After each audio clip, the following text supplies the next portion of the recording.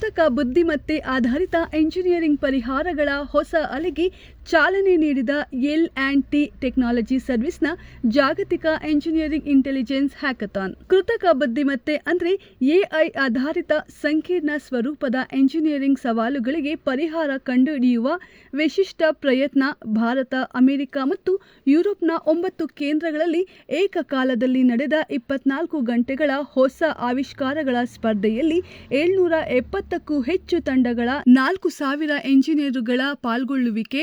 ಬೆಂಗಳೂರು, ಮೈಸೂರು ಸೇರಿದಂತೆ ದೇಶದ 7 ನಗರಗಳ ತಂಡಗಳು ಭಾಗಿ. ಎಂಜಿನಿಯರಿಂಗ್ ಇಂಟೆಲಿಜೆನ್ಸ್ ಪರಿಹಾರಗಳು ಮತ್ತು ಎಂಜಿನಿಯರಿಂಗ್ ಸಂಶೋಧನೆ ಹಾಗೂ ಅಭಿವೃದ್ಧಿ ಸಲಹಾ ಸೇವೆಗಳಲ್ಲಿ ಜಾಗತಿಕ ಮುಂಚೂಣಿ ಕಂಪನಿಯಾಗಿರುವ L&T ಟೆಕ್ನಾಲಜಿ ಸರ್ವಿಸಸ್ ಜಾಗತಿಕ ನಾವೀನ್ಯತೆಯ ಸವಾಲು ಆಗಿರುವ ಎಂಜಿನಿಯರಿಂಗ್ ಇಂಟೆಲಿಜೆನ್ಸ್ ಓಪನ್ ಹ್ಯಾಕ್ 2026 ಯಶಸ್ವಿಯಾಗಿ ಪೂರ್ಣಗೊಳಿಸಿದೆ. ಇದೇ ಮೊದಲ ಬಾರಿಗೆ ಭಾರತ, ಅಮೆರಿಕ ಮತ್ತು ಯುರೋಪ್ನ 9 ಕೇಂದ್ರಗಳಲ್ಲಿ ಏಕಕಾಲದಲ್ಲಿ ಆಯೋಜಿಸಿದ್ದ ಈ ಹ್ಯಾಕಥಾನ್ನಲ್ಲಿ ಬೆಂಗಳೂರು, ಮೈಸೂರು, ಚೆನ್ನೈ, ಹೈದರಾಬಾದ್, ಪುಣೆ, ವಡೋದರಾ, ಮುಂಬೈ, ಡಲ್ಲಾಸ್ ಮತ್ತು ಮ್ಯೂನಿಕ್ ನಗರಗಳ 770ಕ್ಕೂ ಹೆಚ್ಚು ತಂಡಗಳ 4,000 ಎಂಜಿನಿಯರ್ಗಳು ಭಾಗವಹಿಸಿದ್ದರು.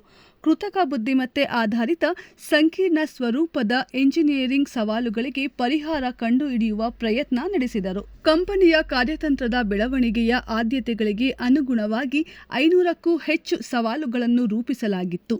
ಇವು ತಂತ್ರಾಂಶ, ನಿರ್ಧರಿತ ಸಂಚಾರ, ಕೈಗಾರಿಕಾ ಘಟಕಗಳ ನಿರ್ಮಾಣ ಮತ್ತು ಆಧುನೀಕರಣ, ಇಂಧನ ಮತ್ತು ಯಾಂತ್ರೀಕರಣ, ಮುಂದಿನ ತಲೆಮಾರಿನ ಗಣಕ ವ್ಯವಸ್ಥೆ ಮತ್ತು ಕೃತಕ ಬುದ್ಧಿಮತ್ತೆ, ಮೂಲಸೌಕರ್ಯ, ಡಿಜಿಟಲ್ ಉತ್ಪಾದನೆ, ವೈದ್ಯಕೀಯ ತಂತ್ರಜ್ಞಾನ ಹಾಗೂ ತಂತ್ರಾಂಶ ವೇದಿಕೆಗಳು ಮತ್ತು ಕೃತಕ ಬುದ್ಧಿಮತ್ತೆ ಸೇರಿದಂತೆ ಹಲವು ಕ್ಷೇತ್ರಗಳನ್ನು ಒಳಗೊಂಡಿದ್ದವು. ಹ್ಯಾಕಥಾನ್ನಲ್ಲಿ ಭಾಗವಹಿಸಿದ್ದ ತಂಡಗಳು ತಮ್ಮ ಕ್ಷೇತ್ರ ಪರಿಣತಿ ಮತ್ತು ಪ್ರವರ್ಧಮಾನಕ್ಕೆ ಬರುತ್ತಿರುವ ತಂತ್ರಜ್ಞಾನಗಳನ್ನು ಸಂಯೋಜಿಸಿ ಉಪಯುಕ್ತ ಪರಿಹಾರಗಳನ್ನು ಅಭಿವೃದ್ಧಿಪಡಿಸಿವೆ. ಕೈಗಾರಿಕಾ ಯಾಂತ್ರೀಕರಣ, ಸೈಬರ್ ಸುರಕ್ಷತೆ, ಸ್ವಯಂಚಾಲಿತ ವ್ಯವಸ್ಥೆಗಳು, ಪೂರೈಕೆ ಸರಪಳಿ ಬುದ್ಧಿವಂತಿಕೆ, ಸಂಸ್ಥೆಗಳ ಕಾರ್ಯಕ್ಷಮತೆ ಸುಧಾರಣೆ ಮತ್ತು ಆರೋಗ್ಯ ಸೇವೆ ಸೇರಿದಂತೆ ವಿವಿಧ ಕ್ಷೇತ್ರಗಳಲ್ಲಿ ಕೃತಕ ಬುದ್ಧಿಮತ್ತೆ ಆಧಾರಿತ ಪರಿಹಾರಗಳನ್ನು ಅಭಿವೃದ್ಧಿಪಡಿಸಲಾಗಿದೆ. ಸಂಸ್ಥೆಗಳು ತಮ್ಮ ಉತ್ಪನ್ನಗಳು, ಕಾರ್ಯವಿಧಾನಗಳು ಹಾಗೂ ನಿರ್ಧಾರ ಕೈಗೊಳ್ಳುವ ಪ್ರಕ್ರಿಯೆಗಳನ್ನು ಹೊಸ ದೃಷ್ಟಿಕೋನದಿಂದ ಮರುರೂಪಿಸಲು ನೆರವಾಗುವುದು ಈ ಎಲ್ಲ ಪರಿಹಾರಗಳ ಉದ್ದೇಶವಾಗಿದೆ. LTTSನ ಹಿರಿಯ ನಾಯಕರು ಮತ್ತು ತಂತ್ರಜ್ಞಾನ ತಜ್ಞರನ್ನು ಒಳಗೊಂಡ ತೀರ್ಪುಗಾರರ ಮಂಡಳಿಯು ಹಲವು ಹಂತಗಳಲ್ಲಿ ಈ ಎಲ್ಲ ಪರಿಹಾರಗಳ ಮೌಲ್ಯಮಾಪನ ನಡೆಸಿದೆ. ನಾವೀನ್ಯತೆ, ತಾಂತ್ರಿಕ ಶ್ರೇಷ್ಠತೆ, ಕಾರ್ಯಸಾಧ್ಯತೆಯ ಸಾಮರ್ಥ್ಯ ಹೆಚ್ಚಳ, ವಾಸ್ತವ ಜಗತ್ತಿನ ಅಗತ್ಯಗಳು ಹಾಗೂ ಸಮಸ್ಯೆಗಳಿಗೆ ಪ್ರಸ್ತುತವಾಗುವ ಹಾಗೂ ಕೃತಕ ಬುದ್ಧಿಮತ್ತೆಯ ಪರಿಣಾಮಕಾರಿ ಬಳಕೆ ಸೇರಿದಂತೆ ವಿವಿಧ ಮಾನದಂಡಗಳನ್ನು ಪರಿಗಣಿಸಿ ಈ ಎಲ್ಲ ಪ್ರಸ್ತಾವನೆಗಳನ್ನು ಪರಿಶೀಲಿಸಲಾಯಿತು. ವಿಜೇತ ತಂಡಗಳಿಗೆ ಸುಮಾರು 30 ಲಕ್ಷಕ್ಕೂ ಅಧಿಕ ನಗದು ಬಹುಮಾನಗಳನ್ನು ನೀಡಲಾಯಿತು. ಹೆಚ್ಚು ಗಮನ ಸೆಳೆದ ನಾವೀನ್ಯತಾ ಪರಿಹಾರಗಳನ್ನು ಇನ್ನಷ್ಟು ಅಭಿವೃದ್ಧಿಪಡಿಸುವ ಅವಕಾಶ ಕಲ್ಪಿಸಿಕೊಡಲಾಗಿದೆ. ಭರವಸೆ ಮೂಡಿಸಿದ ಹಾಗೂ ಹೆಚ್ಚು ಕಾರ್ಯಸಾಧ್ಯತೆಯ ಪರಿಹಾರಗಳಿಗೆ ಉತ್ತೇಜನ ನೀಡುವ LTTSನ ಪ್ರಾಜೆಕ್ಟ್ ಈಕ್ವಿನಾಕ್ಸ್ ವೇದಿಕೆಯ ಮೂಲಕ ಮುಂದಿನ ಹಂತದ ಅಭಿವೃದ್ಧಿಗೆ ಅವಕಾಶ ಕಲ್ಪಿಸಲಾಗಿದೆ. ಪೇಟೆಂಟ್ ಪಡೆಯುವ ಸಾಮರ್ಥ್ಯ ಹೊಂದಿರುವ ನಾವೀನ್ಯತೆಯ ಪರಿಹಾರಗಳನ್ನು ವಿಶೇಷ ಮಾನ್ಯತೆಗಾಗಿ ಆಯ್ಕೆ ಮಾಡಲಾಗಿದೆ.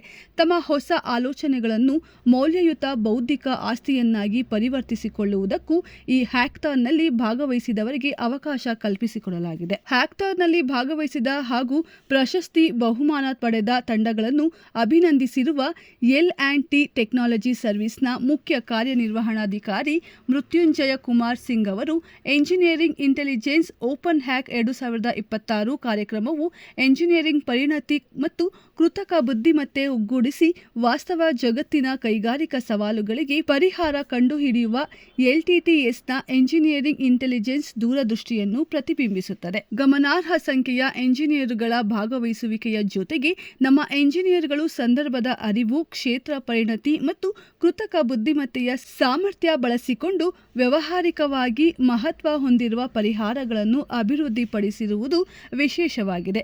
ಓಪನ್ ಹ್ಯಾಕ್ನಂತಹ ಉಪಕ್ರಮಗಳು ನಮ್ಮ ಪ್ರತಿಭಾವಂತ ಸಿಬ್ಬಂದಿಗೆ ಹೊಸ ಪ್ರಯೋಗಗಳನ್ನು ನಡೆಸಲು ಪರಸ್ಪರ ಸಹಯೋಗದೊಂದಿಗೆ ಕಾರ್ಯನಿರ್ವಹಿಸಲು ಹಾಗೂ ಎಂಜಿನಿಯರಿಂಗ್ನ ಭವಿಷ್ಯವನ್ನು ರೂಪಿಸುವ ಪರಿಹಾರಗಳನ್ನು ಅಭಿವೃದ್ಧಿಪಡಿಸಲು ಅವಕಾಶ ಒದಗಿಸುತ್ತವೆ ಎಂದು ಹೇಳಿದ್ದಾರೆ.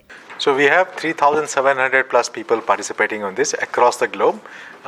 Many centers in India, Bangalore, Mysore, Chennai, Pune, Vadodara, Hyderabad. We have participants in Europe, we have participants in US, in Munich and Dallas. The idea is that in 24 hours we solve complex problems, we create unique IPs that we can monetize tomorrow, and some of these problems that we are solving is for our end customers. So we intend to take this. We are also going to take advantage of this and find talent which is future ready that can build future engineering solutions for our customers. So the problems we are solving is for across the globe, right? In fact, one of the kid who is trying to solve a problem is actually about how do you manage disaster in the country, and how do you give advance warning. One of the project we are trying to solve is how do you look at all the data in the cars and see if you can give a safety warning. For example, the accident-prone zone, as an example, right? So you can look at all of these.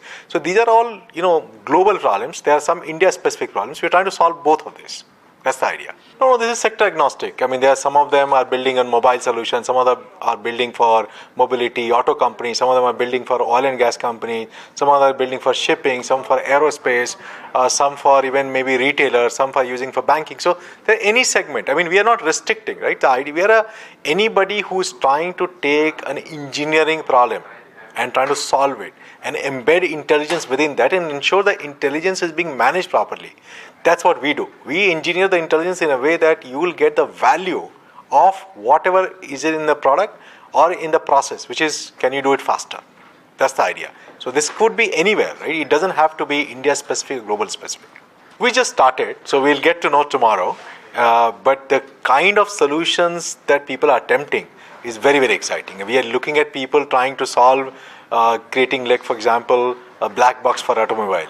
Or someone who's trying to say that, look, if you take your entire intelligence data and put it in an organization, then people don't need to talk to different departments. You can just do it to one function, which is this bot which can work. One of them is trying to see how can we do a jaw surgery and do the calculation of the jaw surgery beforehand, so that when the doctor starts the surgery, he has all the permutation, combination, the calculation right. These are all very complex problems to solve. So these are all multiple, examples that people are trying to solve for, and some of them are like cross-functional. So there are people who are mechanical background, electrical background. They are trying to come together, computer science guys, and see how we can solve these complex issues.